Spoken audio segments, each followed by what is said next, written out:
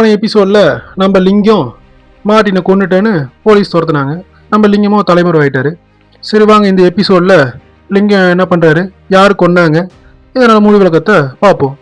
நான் உங்கள் சரவணன். லிங்கம் கடலில் தலைமுறை ஆயிட்டாரு. மார்ட்டினை கொன்னது லிங்கம் கிடையாது, செல்லப்பான்னு தெரியும். ஆனால் செல்லப்பா அவனோட இன்ஃப்ளூன்ஸை பயன்படுத்தி தப்பிச்சிட்டான். மார்ட்டினை கொன்னவங்க இன்னும் கண்டுபிடிக்க முடியலையேன்ட்டு அவங்க ஏரியாக்கள் எல்லாம் போராட்டம் பண்ண ஆரம்பித்தாங்க. அது ஜாதி கலவரமாக மாற போலீஸ் ஸ்டேஷனுக்கு கொஞ்சம் ப்ரெஷர் ஆச்சு. போலீஸ் ஸ்டேஷன்லேருந்து எல்லாருமே என்ன பண்ணாங்க, அந்த ஏரியாவுக்கு கூஞ்சாங்க. எல்லாருமே ரவுடித்தனம் பண்ணவங்களெல்லாம் பான் பண்ணாங்க. அங்கே இருக்கவங்க என்ன பண்ணாங்க, மார்ட்டினை கொன்னவங்களை பிடிக்காம ஏன் இங்கே எங்களை டார்ச்சர் பண்ணுறீங்க, இன்னும் 2 நாளில் கண்டுபிடிக்க முடியலன்னா உங்கள் போலீஸ் ஸ்டேஷனை இடித்து தரமட்டமாக ஆக்கிடுவோம்னு சொல்லிட்டு அவங்க கிளம்பிட்டாங்க. போலீஸும் இதை கண்டுக்காம அடுத்த விஷயத்த நோக்கி போயிட்டு இருந்தாங்க. நம்ம ஹீரோவோ கடலில் தலைமுறையாக இருந்தார். லிங்கத்தை பார்க்கறதுக்காக அவங்க வக்கீல் யாருன்னா நம்ம சித்தப்பாவுடைய பையன் போகிறாரு. எதுக்காகனா என்ன விஷயம் என்ன நடந்ததுன்னு கேட்க. அங்கே போய் கேட்கும் போது லிங்கம் என்ன சொல்கிறான், நான் இதுமாரி கொலை பண்ணலைன்னு சொல்லவும் எல்லா விஷயமும் எனக்கு தெரியும், கொன்னது யாருன்னு தெரியும், உன் மேலே பழி போட்டாங்க, போலீஸுக்கு ரொம்ப தலைவலியாக இருக்குது, அவனும் பெரிய ஆள் அரசியல்வாதி, அதனால் அவன் தப்பிச்சிட்டான், இப்போ மாட்ட வைக்கிறது ஒன்று பிளான் பண்ணுறாங்க, அதனால் நீ இங்கே இரு, உனக்கு பெயில் கிடைக்கிற வரைக்கும் நான் சொல்கிற வரைக்கும் நீ வெளியே வராதுன்னு சொல்லவும் சரின்னு சொல்லிட்டு நம்ம லிங்கமும் அங்கேயே இருக்கிறான். அவனும் அங்கேருந்து பார்த்துட்டு வீட்டுக்கு நம்ம லிங்கம் அவங்க அப்பா அம்மா கிட்ட, லிங்கம் நல்லா தான் இருக்கிறான், நீங்கள் இங்கேயே இருங்க, ஏன்னா லிங்கத்து கூட பழகணும், எல்லாரையுமே போலீஸ் ஸ்டேஷனில் அடித்து விசாரிக்கிறாங்க, அதனால் நீங்கள் சேஃப்டியாக இருக்கிற ஒரே இடம் இங்கே தான்ட்டு சொல்லிட்டு அவர் ஒரு கோர்ட்டுக்கும் இங்கேயும் அலைய ஆரம்பிச்சிட்டாரு.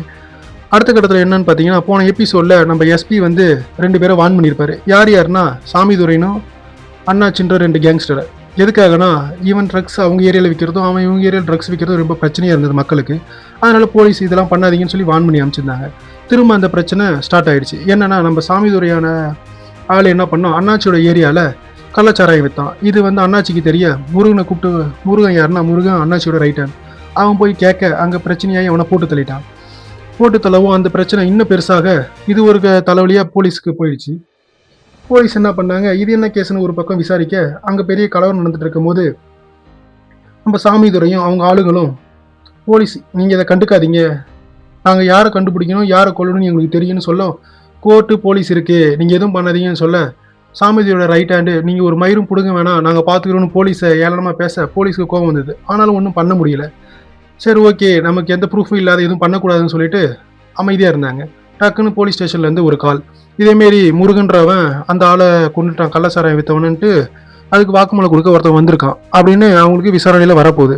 டக்குன்னு அவங்க என்ன பண்ணாங்க, டிஎஸ்பி ஆஃபீஸுக்கு போயிட்டு ஒரு அரசு வரன் வாங்கிட்டு அண்ணாச்சியை போய் கான்டாக்ட் பண்ணுறாங்க. ஆனால் அண்ணாச்சிக்கு அதுக்குள்ளே நியூஸ் தெரிஞ்சிருச்சு, நம்ம ஆளை கைது பண்ண வராங்க, அதுக்கிட்டு தலைமறைவு பண்ணிட்டாங்க முருகனை. அண்ணாச்சியை போலீஸ் கேட்குறாங்க, இதேமாதிரி நான் முருகனை கைது பண்ணணும், அவன் தான் கொலை பண்ணியிருக்கான், எங்களுக்கு சாட்சி இருக்குன்னு சொல்ல, முருகன் தான் இதான்னு சொல்லிட்டு வேற ஒருத்தரை கூட்டிட்டாங்க. சரி போலீஸ் வேற வழி இல்லாமல் அவனை கூட்டிட்டு போயிட்டாங்க, ஏன்னா ஒரு கேஸையாவது முடிப்புமேன்னு சொல்லிட்டு. அந்த கேஸை முடிக்க நம்ம அடுத்த கட்டத்தில் பார்த்தீங்கன்னா ஹீரோ நம்மளால யாரும் பாதிப்பு பண்ணக்கூடாது கஷ்டப்படக்கூடாதுன்னு சொல்லிட்டு அவர் வராரு. ஏன்னா நான் கொலை பண்ணலை, என்ன ஒன்றும் பண்ண மாட்டாங்கன்னு சொல்லிட்டு கரைக்கு வராரு. ஏற்கனவே ட்ரேஸ்வர் பண்ணிட்டு இருக்கும்போது போலீஸ்க்கு டக்குன்னு அவன் வரவும் அவனை கைது பண்ணி போலீஸ் ஸ்டேஷனுக்கு அழைச்சிட்டு போகிறாங்க. அங்கே ட்ரெஸ் இல்லாமல் நம்ம ஹீரோவை உட்கார வச்சிருக்காங்க. ஏன்னா போலீஸோட வேலை அங்கு அடையாளம் மச்சம் ஏதாவது கீரல் மார்க் இருக்குதுன்னு நோட் பண்ணுறதான். அதை நோட் பண்ணிவிட்டு நம்ம ஹீரோவுக்கு கைதி ட்ரெஸ்ஸையும் சாப்பிட தட்டும் பாத்ரூம் போக ஒரு சட்டையும் கொடுத்துருக்காங்க. நம்ம ஹீரோவும் அதை எடுத்துக்கிட்டு அவரோட ஜெயிலுக்கு போயிட்டாரு. ஜெயில் அறைக்கு, சென்ட்ரல் ஜெயில். அந்த ஒவ்வொரு ரூம்லேயும் 20 பேர் 25 பேர் கைதிங்க இருப்பாங்க. அவருக்கு படுக்க கூட இடம் இல்லாமல் நைட்டு ஃபுல்லாக ரொம்ப கஷ்டப்படுறாரு.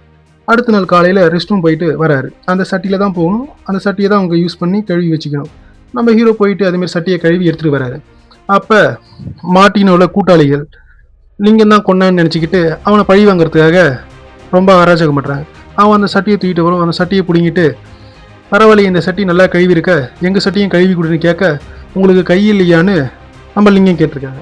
அதுக்கு நீ எங்கள் சட்டியை கழுவி கொடுக்கலனா உன் சட்டியை நான் உடைச்சிருவேன்னு சொல்ல, லிங்கமும் எதுவும் பேசாமல் அந்த சட்டியை 4 கழுவி கொடுக்குறாப்புல. இவ்வளோ நேரம் கழுவிட்டு எடுத்துகிட்டு வர லேட் ஆகிடுச்சேன்னு சொல்லிட்டு லிங்கத்தோட சட்டியை உடைக்க லிங்கம் உடனே அந்த 4 பேர்ட்டையும் சண்டைக்கு போகிறாப்புல. அந்த 4 பேரும் லிங்கத்தை போட்டு அடித்து துவைச்சி வயிற்றுலே குத்திட்டு, இப்படி தானே நீ மாட்டினி கொன்னன்னு சொல்லிட்டு போயிட்டாங்க. நம்ம லிங்கம் வலி தாங்க முடியாமல் 5 நிமிஷம் கழிச்சு அவனுடைய ஜெயில் ரூமுக்கு போயிட்டான். அடுத்த நாள் பார்த்தீங்கன்னா திரும்ப அதே 4 பேர் அவனை வேறு விதமாக கொடுமைப்படுத்துகிறாங்க. என்னென்னா நம்ம லிங்கத்து கூட பக்கத்தில் ஒருத்தவங்க படுத்திருந்தவன்ட்ட கத்த சொல்லியிருக்காங்க. அவன் ஐயோ அம்மா என்னை இவன் தப்பா தொடுறான்னு சொல்லி அங்கே இருக்க ஜெயில் வார்டன்ட்ட கம்ப்ளைண்ட் பண்ணிட்டு இருக்கான். ஜெயில் வார்டனும் நம்ம ஹீரோவை அசிங்கமா நீ ஆம்பளை தானே அப்படின்னு சொல்லி அவனை தனியாக அறைக்கு கூட்டு போய் நல்ல பெண்டை நிமித்தி படுக்க போட்டாங்க. ரொம்ப கஷ்டப்பட்டுட்டு இருந்தான் ஒரு 2 நாள். சரி ஓகே. இந்த பக்கம் பார்த்தீங்கன்னா அந்தாண்ட அவங்க சித்தப்பா அவங்க அம்மாவும் என்ன லிங்கத்தை பெயில் எடுக்க எந்த வழியும் பண்ணலையான்னு கேட்க, அவங்க அண்ணன் தம்பிங்க ரொம்ப வேலை இருக்குது நானும் பண்ணிட்டு இருக்கேன்னு சொல்ல, சரி ஓகே அடுத்த கட்டமாக சரி நாளைக்கு நம்ம போய் ஜெயிலில் பார்ப்போம்னு சொல்ல, எல்லாரும் லிங்கத்தோட அம்மாவும் வக்கீலும் போய் பார்க்குறாங்க. நம்ம ஹீரோயினி போகலான்னு பார்த்தா அவங்க அண்ணன் அதுக்குள்ளே விஷயம் இந்த ஊர் ஃபுல்லாக நாறிட்டு இருக்கு, நீ எங்கேயும் போகக்கூடாது அப்படின்னு சொல்ல ஹீரோயினியும் அழுதுகிட்டே வீட்டில் உட்காந்துட்டா. லிங்கத்தோட அம்மாவும் அழுதுகிட்டு லிங்கமும் பார்க்க, லிங்கம் அம்மா நான் கொலை பண்ணலன்னு சொல்ல, லிங்கம் எனக்கு தெரியும்ப்பா நீ கொலை பண்ணியிருக்க மாட்ட, நீ கண்டிப்பாக வெளியே வந்துடுவ, கவலைப்படாதான்னு சொல்லிட்டு அவங்க கிளம்பிட்டாங்க அழுதுகிட்டு. அதுக்கு பக்கத்தில் பார்த்தீங்கன்னா அந்த 4 பேர் நின்றுட்டு இதை கேட்டுட்டு இருக்காங்க. அவங்களுக்கு ஆப்போசிட்டில் நம்ம மார்ட்டினை கொன்ன ஆள் இவன் இல்லை, ஆனால் இவனை போட்டால் தான் வெளியே இருக்க செல்லப்பாவும் அவங்க ஆளுங்களையும் நம்ம கண்டுபிடிக்க முடியும்னு சொல்ல, அந்த 4 பேர் இன்றைக்கி நைட்டே இவனை போட்டுடுறோன்னு சொல்லிட்டு பேச்சு முடிச்சுட்டு கிளம்பிட்டாங்க. அன்றைக்கி நைட்டு யாரும் இல்லாத நேரத்தில் நம்ம லிங்கத்தை போடுறதுக்கு அந்த 4 பேர் வராங்க. லிங்கம் இதை கணிச்சிட்டு அவங்க 4 பேரையும் அடிச்சுட்டு ஒரு பஞ்ச் டைலாக் பேசுகிறோம். ஏன்னா நான் எந்த தப்பும் பண்ணாமல் தான் ஜெயிலுக்கு வந்தேன், என்னை கொலை பண்ணுறதுக்கு நீங்கள் வந்தீங்கன்னா நான் ஒரு ஆள் இல்லை 100 பேரை கூட கொலை பண்ணுறதுக்கு தயங்க மாட்டேன்னு சொல்லிட்டு கிளம்பிட்டார் அங்கேருந்து. அடுத்த நாள் பார்த்தீங்கன்னா நம்ம செல்லப்பா அந்த ஜெயிலில் இருக்கிறான். ஏன்னா நம்ம லிங்கத்தை மாட்ட விட்டதே செல்லப்பா தான். டக்குன்னு அவனுக்கு கோவம் வர, இரு நீயும் நானும் ஒன்று தான், அவன் தப்பு பண்ணான் அதனால் சொல்லி பார்த்தோம் கேட்கல அதனால செஞ்சு விட்டுட்டோம். அதுக்கு நம்ம லிங்கம் கேட்குறான், என்னையா மாட்ட விட்டீங்கன்னா நாங்கள் எல்லார்ட்டையும் சொல்லிட்டோம் ஆனாலும் யாரும் கேட்கல, நீயா அந்த கத்தி எடுக்குன்னு சொல்ல நான் அவனை காப்பாற்றுறதுக்காக அந்த கத்தி எடுத்தேன் அப்படின்னு லிங்கம் சொன்னான். செல்லப்பா அதுதான் தப்பு, நீ எடுத்ததால தான் நீ குத்துனேன்னு சொன்னாங்க, ஒன்றும் பிரச்சனை இல்லை, இந்த கேஸ் கோர்ட்டுக்கு போகும்போது நான் வந்து ஆஜராகிறேன், ஒன்று நான் இதுலேருந்து விடுவிச்சிடறேன்னு சொல்லிட்டு செல்லப்பா கிளம்பிடுறான். கிளம்புறதுக்கு முன்னாடி ஒன்று சொல்லிட்டு போகிறான், நாம் இந்த உலகத்தில் வாழணும்னா நம்மளை எதிர்த்து வரவங்கள நாம் சண்டை போட்டு ஜெயிச்சு தான் ஆகணும், ஜெயிலு உள்ளேயா இருந்தாலும் ஜெயிலு வெளியாக இருந்தாலும் சொல்லிட்டு கிளம்பிட்டான். அடுத்து ஒரு 2 நாள் கழிச்சு பார்த்தீங்கன்னா நம்ம ஹீரோவுக்கு பெயில் கிடைச்சிருது. ஹீரோவும் வெளியே போகிறாரு. ஹீரோடைய ஃப்ரெண்டு வக்கீல் ஹீரோ 3 பேரும் ஒரு டீ கடையில் டீ குடிச்சிட்டு இருக்காங்க. அதே டீ கடையில் நம்ம அண்ணாச்சியோட ஆளு முருகன் அவனும் டீ குடிச்சிட்டு இருக்கான். அந்த இடத்துல ஒரு 20 பேர் சுற்று போடுறாங்க. சுற்று போட்டு தள்ளன்னு பார்க்குறாங்க. டக்கு நம்ம ஹீரோவும் 3 பேரும் உஷாராயிட்டு என்ன பண்ணலான்னு யோசிக்கிறாங்க. இதோட இந்த எபிசோடு முடிஞ்சிருச்சு. இப்போ அடுத்த எபிசோடில் நம்ம ஹீரோவை அந்த 20 பேர் சுற்று போட்டாங்களா இல்லை முருகனை போகிறதுக்காக சுற்று போட்டாங்களான்னு அடுத்த எபிசோடில் தான் நமக்கு தெரியும். பிடிச்சிருந்தா லைக் பண்ணுங்கள், கமெண்ட் பண்ணுங்கள். தேங்க்யூ, பாய்.